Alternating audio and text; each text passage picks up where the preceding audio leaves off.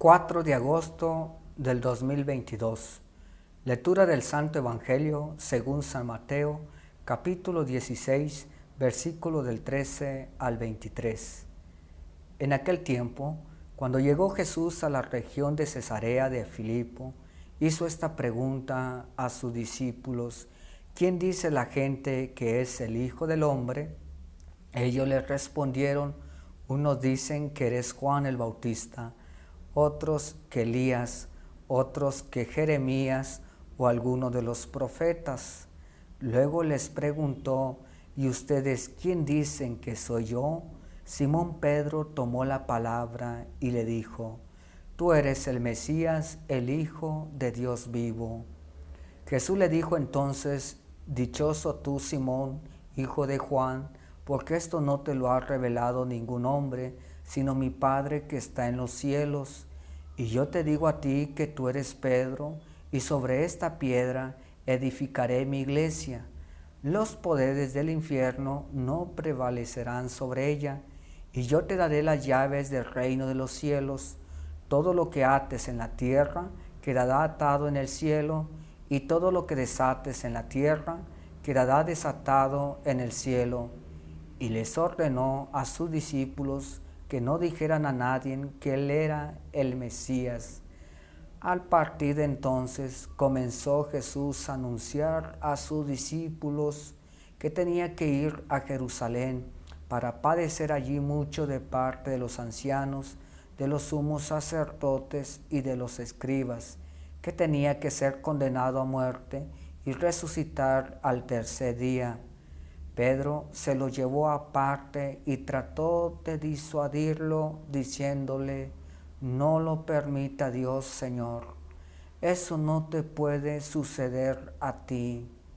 Pero Jesús se volvió a Pedro y le dijo: Apártate de mí, Satanás, y no intentes hacerme tropezar en mi camino, porque tu modo de pensar no es el de Dios, sino el de los hombres. Palabra del Señor.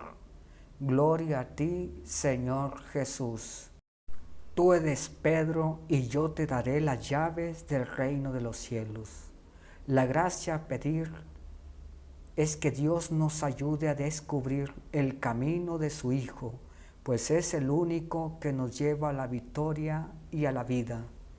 Todo el Evangelio de Mateo está compuesto de tres grandes partes. La primera parte, donde Mateo nos presenta a Jesús como el Mesías. La segunda parte, donde nos relata el inicio de la vida pública de Jesús, y en esa parte anuncia a todos con palabras y obras la llegada del reinado de Dios. La tercera parte y última, en donde Jesús se dedicará a la enseñanza de sus discípulos y donde Mateo también nos cuenta el desenlace de su misión. El relato de hoy es un texto bisagra que cierra la segunda parte y da inicio a la tercera.